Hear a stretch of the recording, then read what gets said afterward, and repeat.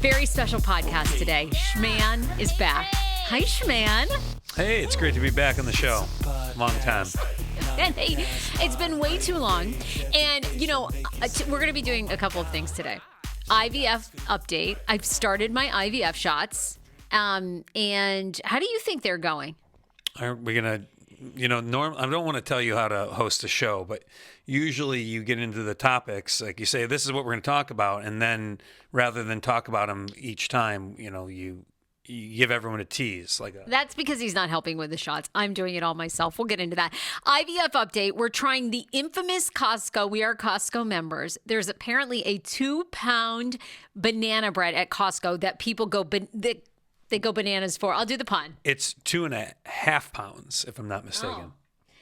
So we're going to review it and eat it, and then we're going to dive into some pop culture topics, including a podcast guest that went viral on not my show, but on a different show, who says that if a man makes $50K or less, they shouldn't be dating. And I want to know your thoughts, because I actually can't remember. You and I will have been married 5 years this summer. 5 years. And we've been together like 11. So I was trying to think if you were making $50K when I first met you. I think I was, but I have some thoughts on that one too. I like that we're sharing a mic. It's like we're on that, it's like we're recording We Are the World. Oh, that was a good documentary, wasn't it? It was. We are the world. Wow. That's, And it really did sort of secure my goals of, not goals, but my understanding of how bizarre Michael Jackson was, because Lionel Richie was talking about how he would go to his house and just like Bubbles, the chimp, would be there like ready to tear his face off. And then they'd be in his recording studio and he'd hear this hiss. And it was like the boa constrictor that Michael had like lost. And Michael was like, oh, there you are. There you are, Pinky. And That's exactly, you're incredibly talented. I was going to compliment you on your singing, and now your MJ impression is, hey, bobblehead. Hey, doo-doo head. Anyway, R.I.P. So what do you want to do? Do you want to, I'm going to cut the banana bread, and I'm going to ask you, actually, I can't ask you about my IVF journey because you're not really helping. Let's back it up just a quick moment. I have offered to help. You have cut me out of the process. When did you offer to help with the shots? I will say there's a lot of tutorials leading up to this, right? With the IVF clinic. There's a lot of, you have to watch modules, you have to be on a training session. And I did, because we're both working, very busy, I did not want to bog you down with that. So if you didn't do the training for how to inject yourself, you really can't help me with the shots. So it's actually fine. But I'm just saying I could go for like a massage. You could be, a little more inquisitive. I offered assistance yesterday and you shut me out. And plus I've watched ER and Train Spotting. I know how needles work. We can make this all work. That's fine. Wow, I am several days in now of my shots, Galonal F and on Menopur. And so far so good. The Menopur burns when you're jabbing it in you.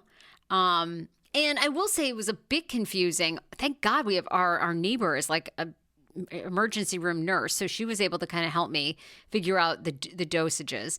And then, so I've been able to do that, but we're off to a good start. We head to San Ramon this week. We're going to be up there for about 5 days. And within that 5-day period, I'm going to have my retrieval. So far, so good. I feel tired. I feel bloated. I feel emotional. Have you noticed any of that? How much is that related to the actual treatment that you're on? A lot. Don't you think I'm a little more bloated than normal? This seems like a trick question. You've been there. When it comes to my weight, you always say, because one time I asked man after a Christmas holiday, I said, are you super attracted to me? Okay. It was after a Christmas holiday where you indulged quite enthusiastically, we'll say. Okay. And I said to you, are you super attracted to me? And you said, not super. And that was the word. And I've never forgot. You never say that as a man. I don't even know why and now you are very good at lying. I didn't say I was not attracted to you. You asked me super attracted. And at the time I was not super attracted. Attracted, yes, always, but But it's hot. You've actually gotten more attracted to me actually in the past year. What's changed? I think you like a little candy coating on me, I think. Let's get into since we're talking about candy coating, let's get into the banana bread. All right, you hold the mic. And look, I want to ask you this, right? We watched on TV this past weekend the NBA All-Star Game.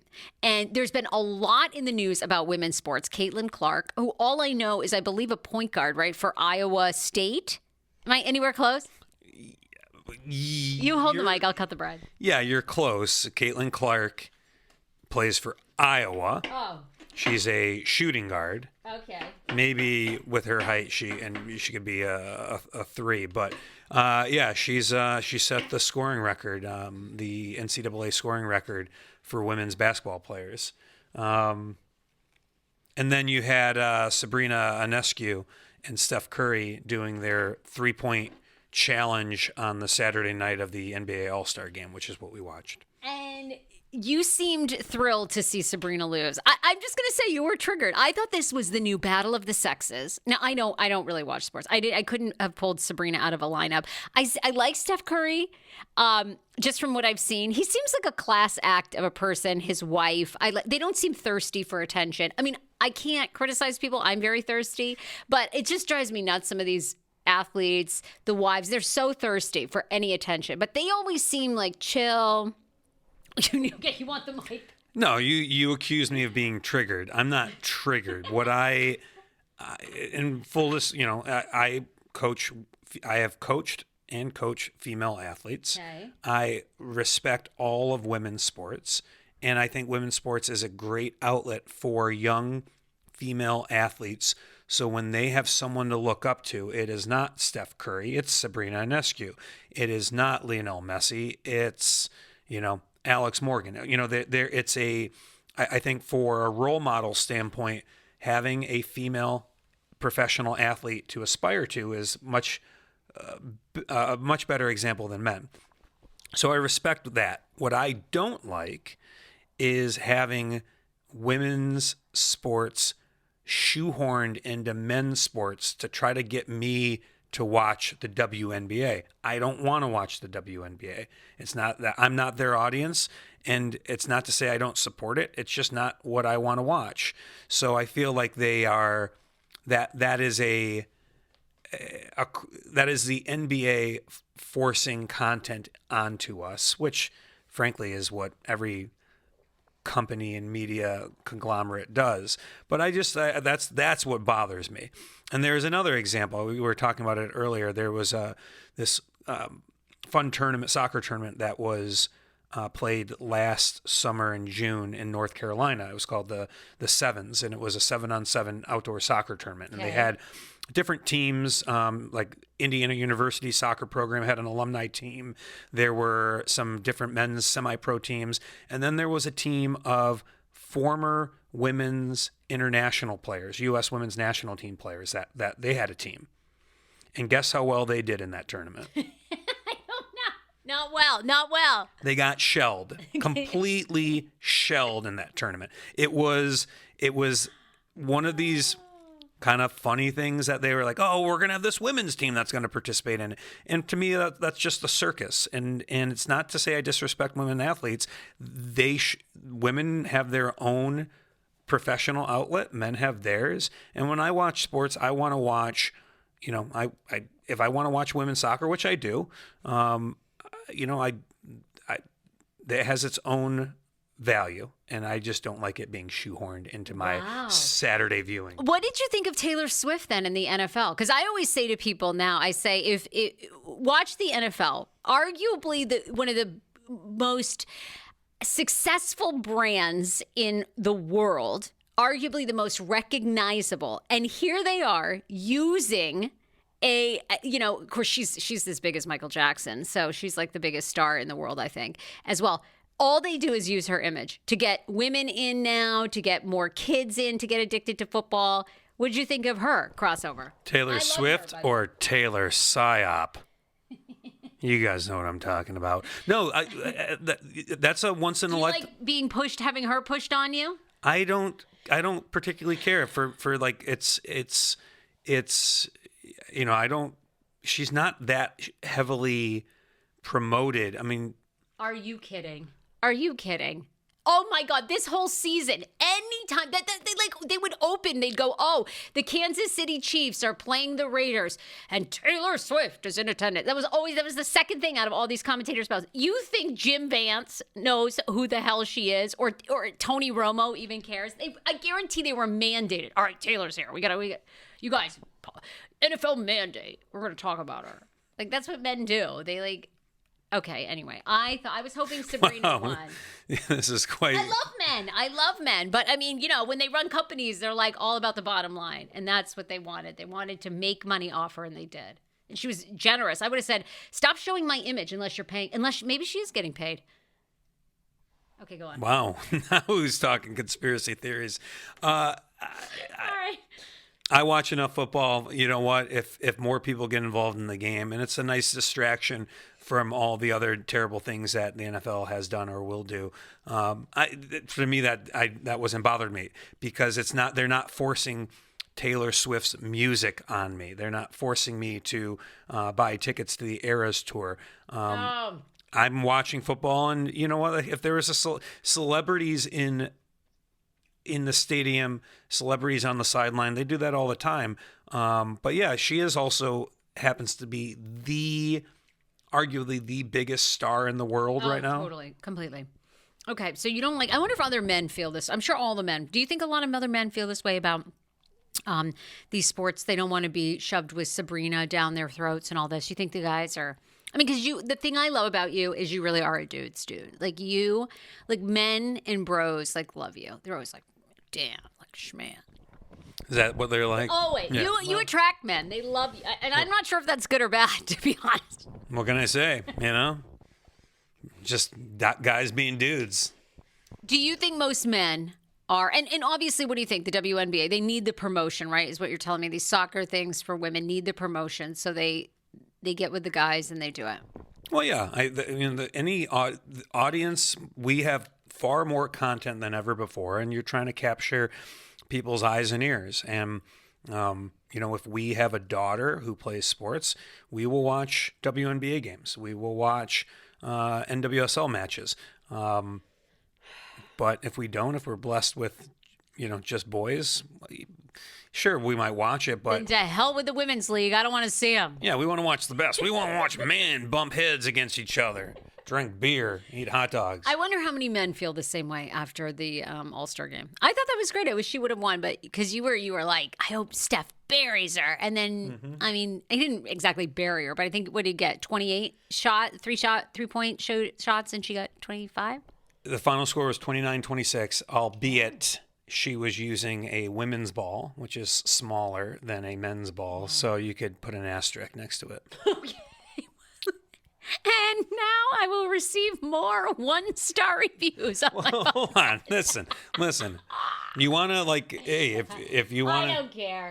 Say what you want. I love people's opinions on my show. I don't care. If I want to go full heel turn, I'd be like, listen, if they're going to have a bake-off, then, yeah, she can go ahead and win. But okay, that's so sexist. Okay, there goes. That's a joke. That's a joke, guys. Why don't we move on to something maybe more? Speaking of bake-offs, should we try some of this?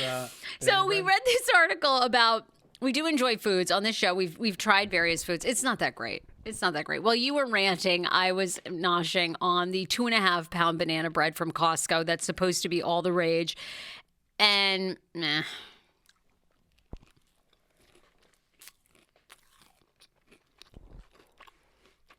I'm sure your fans are enjoying us chewing.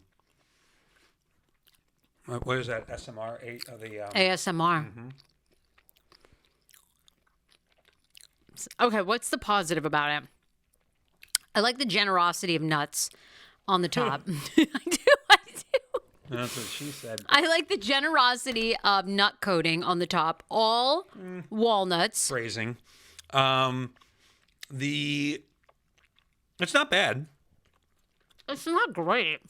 Well, it's a 2.5-pound loaf of banana bread from Costco. You're not going to insert famous bakery name, Magnolia Bakery in New York, right? This is I'm tired of the internet making these things all like sound great. Okay, first of all, you know what my critique is? What? Well, hold on. Maybe, just maybe, we should stop taking advice from the internet. All right, that too.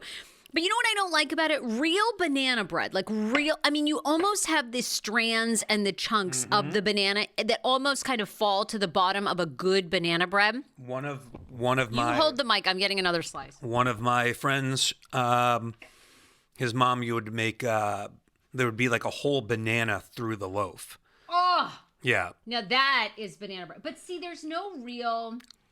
No, you know what? If you're watching us on YouTube... There's no Don't forget to like and subscribe. There's no real chunks of the banana in this bread. Do you see any? Hold it up. We also slathered it with butter. My jeweler's glass here. See what we got. Oh, no, there isn't any. You're tearing apart the bread. There is no strands of banana. It doesn't. My issue with commercial banana bread, whether it's at Costco or anywhere, and this is $6.99. I think that's a lot of money. $6.99. Now, I guess it's 2.5 pounds. It is almost like 2 loaves of bread in one. But I'm sorry, I'm not paying nearly $10 for something that doesn't taste really banana-y. And where's your friend there that makes the whole banana in it? Well, clearly his mom doesn't work in Costco. This is not bad. The banana flavor is not overpowering. It is subtle but distinct. It is surprisingly moist. I like the nut coating, as my wife so eloquently put. She loves the nut coating. It's not bad. It's not great. What do you give this out of 10? 10 being the best. No, it's a 4 for me. I was going to say like a 5 or a 6. I'd be if I want good banana bread, we'll either bake it ourselves or we'll go to an actual bakery. But okay. I'm going to give it a 5. You know what? I like the top crust. Mm-hmm.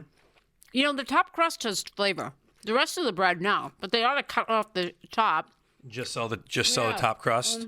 Mm-hmm. Shout out Costco. I'm not going to, when I go, I often will treat myself to a slice of giant cheese pizza and maybe a churro if I want to really punish myself. Excuse me. This is perfectly fine. I'm not going to make a special trip for it, but if people love 2.5 pounds of banana bread, then they should indulge. So far, the best thing we reviewed food-wise on this show, the best surprise, was that Pizza Hut Christmas box of Pizza Hut. What? It was. Was it the Yes, it was the best. It actually tasted, the Pizza Hut pizza was way better than I anticipated. Way better. We need to do, In-N-Out next. There's not much I can eat. On that. No, they have a secret menu. You can get like a vegan burger. No, they don't have vegan. What you can get at In-N-Out is you can get a grilled cheese sandwich, or you can get just nothing but veggies. That's all you can get. You can't. They don't have plant-based patties or veggie patties. So we could. All right. Well, we'll try that next. Yeah. Okay. This is all right. I modify my rating. Okay. The top crust is excellent, and I appreciate the amount of nut coating. So I'm going to go with a 5 out of 10. 10 being, this is excellent. You should buy it. I for the cost, I don't know. Is anything $3.99 anymore? How is the dollar store still in business? Inflation's insane. There can't be anything at the dollar store anymore for $1. And this almost $10, and it tastes like this? I don't think so. I want to write a letter. I appreciate your general rounding up of something that's $6.99, rounding up, be like, it's $10. No, it's $7. Okay, well. No, the crust is good. All right, I'll even give it a 6. I'll modify it one more time. Wow. 6 out of 10. Okay. One bite. Everyone knows it. Can we use that? No? Okay. Dave will be mad. All right, let's move on to the internet. Have you heard of a couple named Pookie and Jett Campbell from TikTok? Have I? No. Who the hell am I? You don't know who Pookie and Jett are? I just said, who the hell are Pookie and Jett? Okay. I'm going to have you watch a video of Pookie and Jett, and I want your full reactions, okay? Pookie and Jett are a married couple, influencers on the internet, and people have a lot of thoughts about them, all right? So we're going to play this video from their TikTok, and then I want your reactions. Here we go. First night in Aspen. Going to dinner at the hotel tonight, and damn, my snow bunny Pookie is looking absolutely fire. Babe, the all black with a touch of pink is a knockout. So what are you wearing? Thank you. I'm wearing Meow top, Danielle Guzio little shrug with the fur, and an Amanda Pritchard skirt and my Kelly. Fantastic. I am wearing a Gutteridge jacket from Capri, Italy, a Brooks Brothers shirt, alligator belt, Paige jeans, of course, and Nile Crocodile Allen's boots from Austin, Texas tonight. I love the pink. We kind of match. Yes. First night in Aspen. That has 6 million views on TikTok. Now, these two are the it couple of TikTok. Second night in Aspen. He Going to reviews stay her fashion. tonight. And Pookie, I would say you were looking quintessential Aspen. What are you wearing? Thank you. So, Aspen is very bougie. What are your first thoughts of Pookie? He calls her Pookie. Pookie and Jett Puckett. Sorry, their last names are Puckett. Pookie's real name is Campbell. This is what, like, this is life. This is what content here. People stalk these two. They're obsessed with them. I kind of want them on the show. And the debate about him is he a gentle man or a y'all sexual? Have you ever heard of a y'all sexual? You're bombarding me with a lot of questions here. Well, a y'all sexual is like Joe Simpson, Jessica Simpson's dad, and You're still not- Todd Chrisley. Do you know who Todd Yes, Chrisley? okay. Now I know Todd Todd Chrisley Chrisley, is okay. considered a y'all sexual. Okay. Now I understand. Like Yeah. a Southern man who. A little Sweetheart, we all know, but he's a y'all sexual because he is straight. Todd says he is straight with Julie. So, do you think that Jett? This is the ongoing discussion from what you've seen. I think Jett is a gentleman, not a y'all sexual. Do you? I'm still a little thrown There's back no- here at this whole. So he is who he is. Good for him. Friday night going to They Lodge. her So, vocal fry would what I'm wearing. drive me to drink. So cute, it should be illegal. It's true. Thank you. This hat is a bit much, but it's also, it makes a That is statement. just right, Pookie. And I'm wearing a Goldberg sweater, splits, leggings, moon boots, and Lion YSL. boots with the leggings. Pure fire. I think I People understand. adore them. They good for them. I hope they enjoy. I hope that is the 15 minutes for them. But they are yikes. I just don't get it. Her vocal fry is terrible, and he is an enabler. And frankly, they should both get real jobs if that's all they do. They do. He's like in investments. He does investments, and apparently he's part of a chicken dynasty down in Atlanta. I think the grandfather has like a famous KFC spot. Okay, Pookie, I love your denim top. Wait, yeah, could you review my outfit right now? What do you tell me? Give everybody a description of what I look like, all right? Where are we going? Right now we are going here. We're eating banana bread in our studio. Our son is asleep. Talk to me about what I look like. Your faux black leather pants are fire, and your denim top screams Jay Leno's Garage. And I'm Pookie, more like Poochie with this, you know what I mean?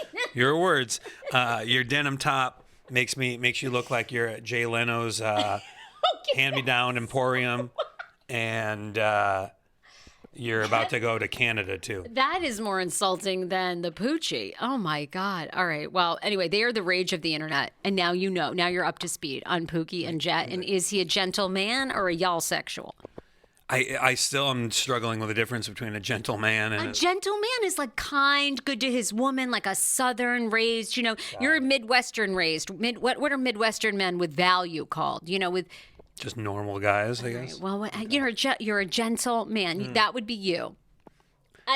Although sometimes I wonder if you are a y'all sexual, but that's Don't judge me. Don't question my lifestyle. What do you make of this podcast interview? So a podcast guest came on. She says that men who make $50,000 or less should not be dating because they have absolutely nothing to give women. Okay, they don't make enough money. And I had to think about this for a second, and the internet is divided about this. Talitha Trope from Atlanta, and you looked up, you did some research on her. She was on the Poor Minds podcast alongside the co-host, and she considers herself a dating strategist. And she discusses her personal standards when it comes to being courted.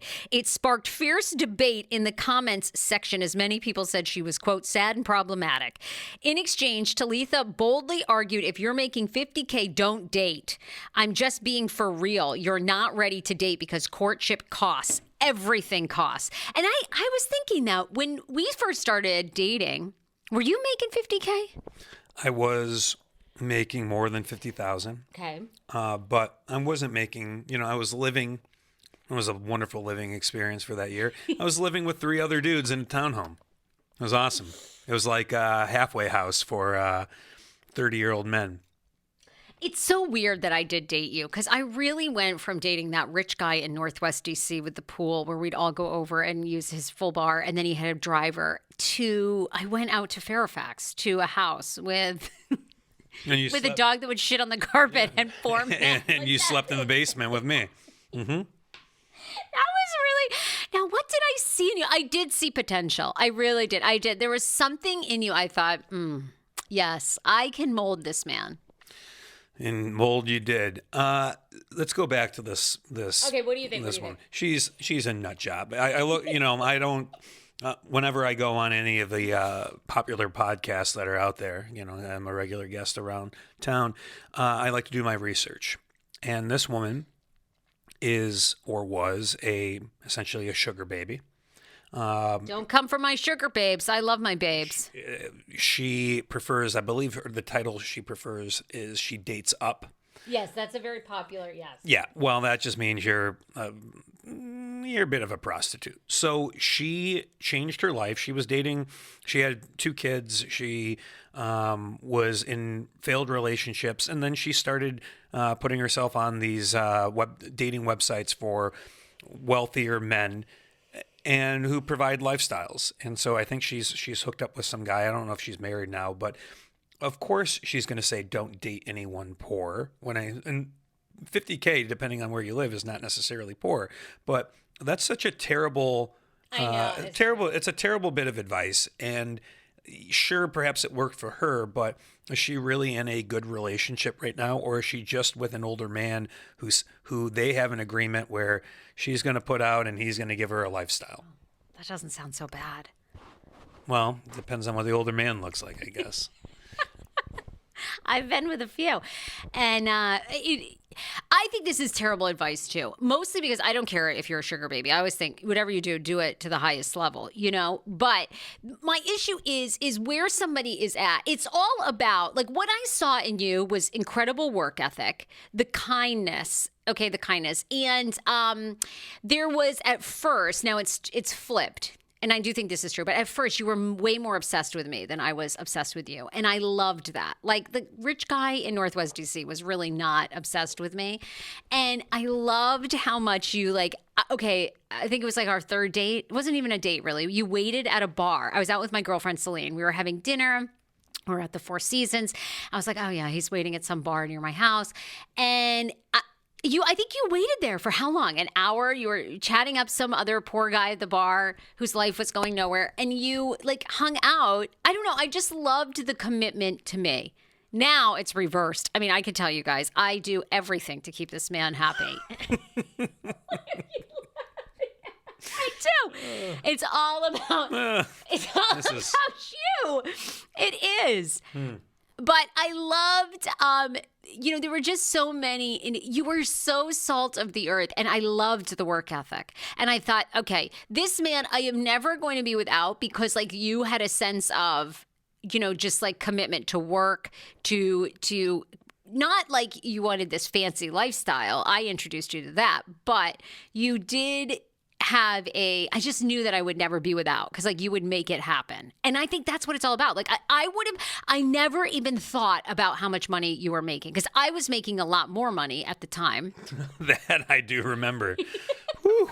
I thought I was the one being the sugar babe. I know. I thought I was the one who was dating up. You were dating up.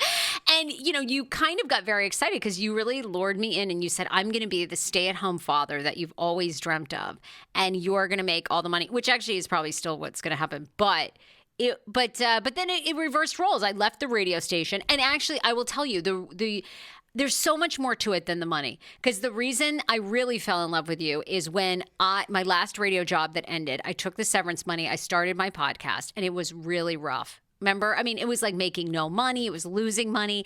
And there were moments in the first 2-3 years, I was like, I should quit this. Like, it's not going to go anywhere. And you were the person that were like, first of all, you held down the fort financially. And 2, you were like, you can't go back to these old radio jobs. You're going to be unhappy. You know what you want. You've got to stick with it. And I was like, okay, most partners, especially with the role reversal of like what I was making when we first met. And I was picking you up in a BMW. I was in the Beamer. Like most people would not stick around. And you were like, we're going to get through it. And I was like, okay, that's invaluable. Well, thank you. But enough about me, and we'll keep it back to the topic at hand. It's less about what is someone making, and it's more about where are they in their life. Yeah. There's something on it was trending on Twitter about this. It was another social media post about this woman trashing her man or trashing this date when they went to Shake Shack for dinner, and she was trashing him. And then that goes back to something where a couple months ago, someone had posted, like, here are all the places you can't take me for dinner if you're going to try to be my man. And it was like a list of 30 different restaurants.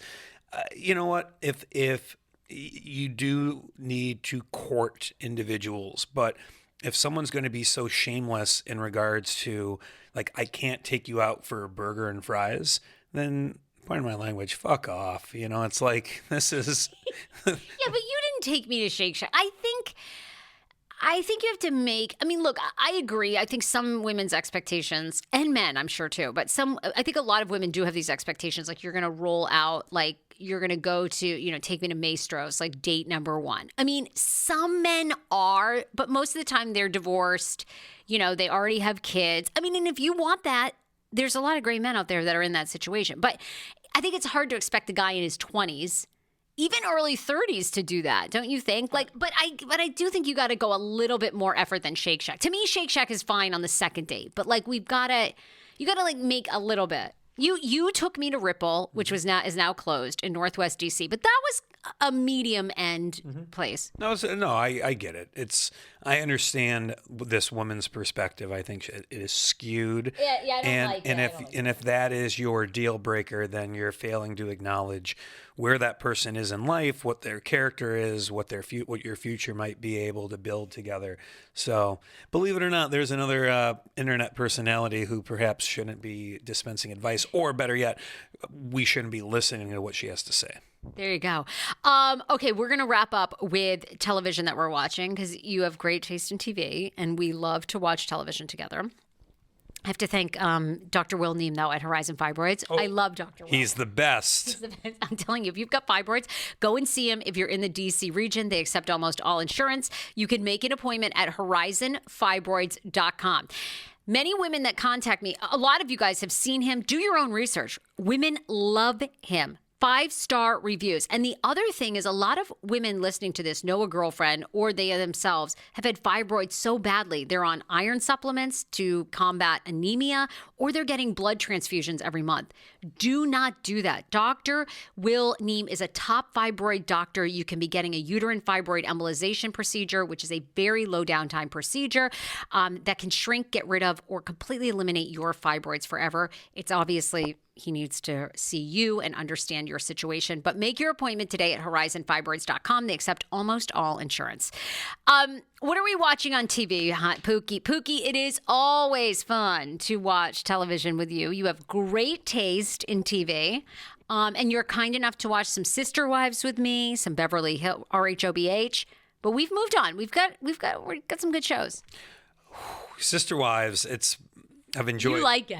I'm fascinated by everything the fact that it's what is happening on screen And the fact that it's a television show as a whole is exciting stuff. Isn't it? Okay, I really think I'm watching every single Monday. I release an episode. I'm only on episode 2. I really feel like you should jump in and starting in episode 3 because you are obsessed with Cody and Cody flat ironing his hair in season 1. And you love the whole dynamic of him getting a 4th wife because you said to me this morning, you're overwhelmed by 1. So how Cody has done 4. There's a lot to unpack with that, but let's talk about more current TV than Sister Wives season 1 of 18. We're watching Mr. and Mrs. Smith on Amazon Prime.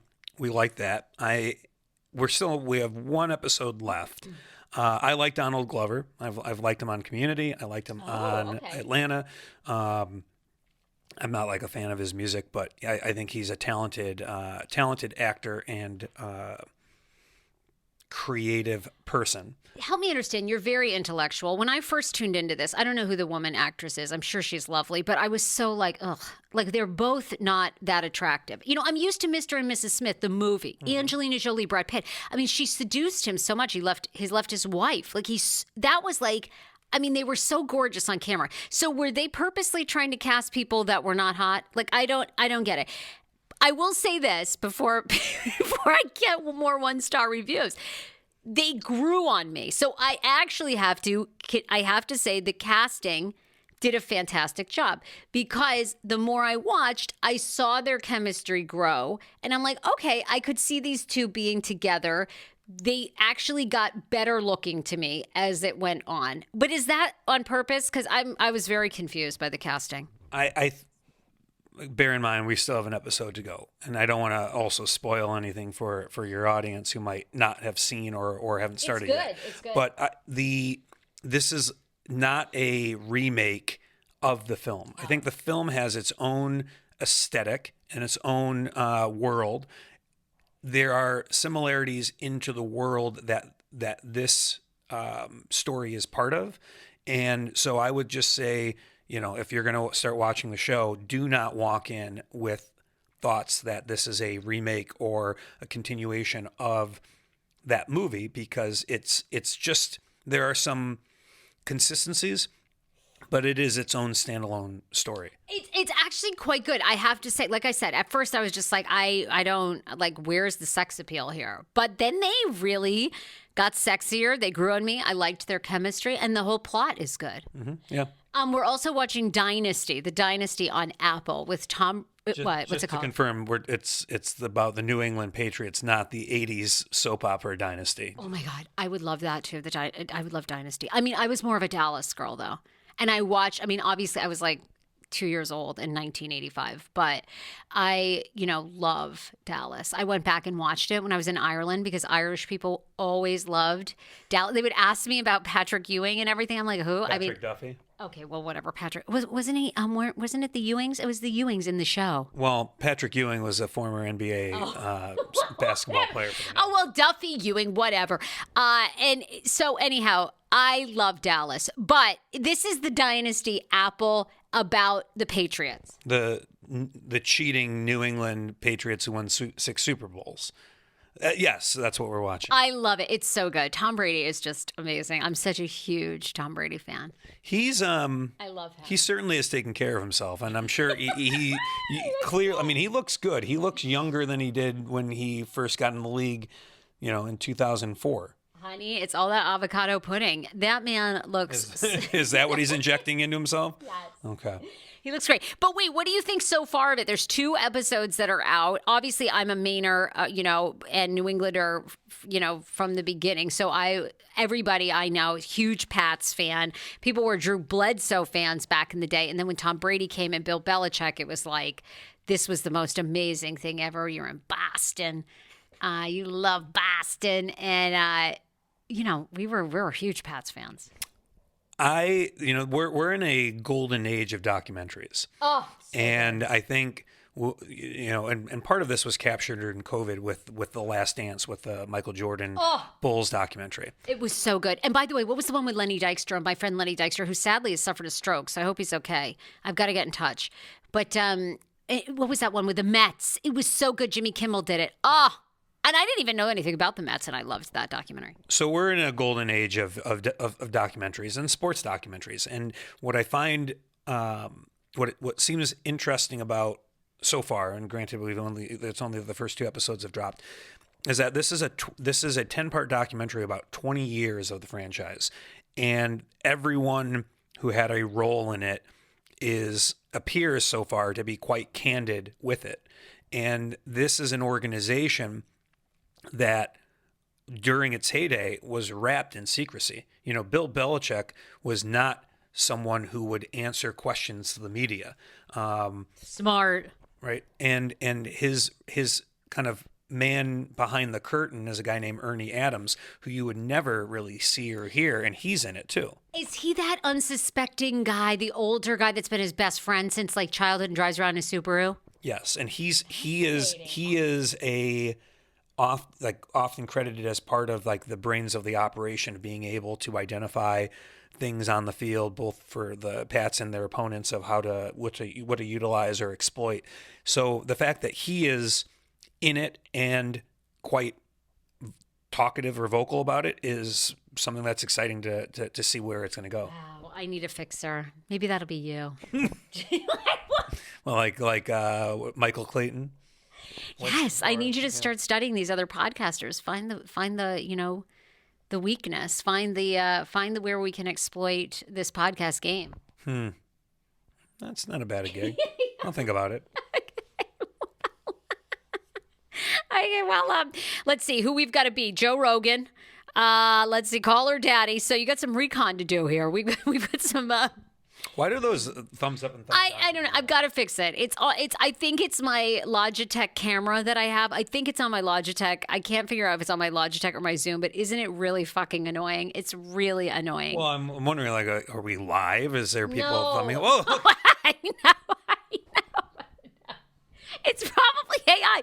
It's not live because there's no way people would be thumbs upping us on every topic, and it never does a thumbs fucking down. They did a thumbs down when? Yeah, just like a few minutes ago. What?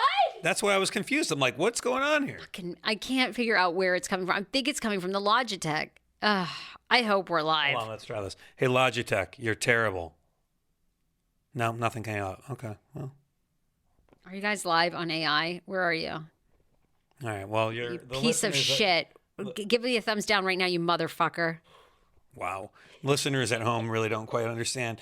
But no, I'm eager to see. I think it's well worth the $10 Apple TV subscription, and I mean, I'm canceling immediately after this is done, but I love for $10 or $20 I'm in. Yeah, that's good. It's really good. It's good content. It's good. All right. Brand new podcast episode tomorrow. We're back with TLC Talk. You could be joining this, man.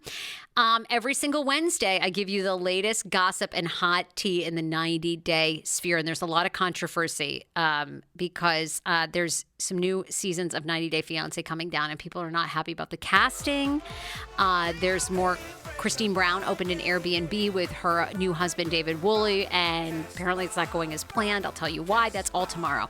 In the meantime, you can join the Reddit, reddit.com/rpookie/The Sarah Fraser Show, and we'll be back tomorrow. Schman, any place that people can find you and follow you? No. Bye, everybody.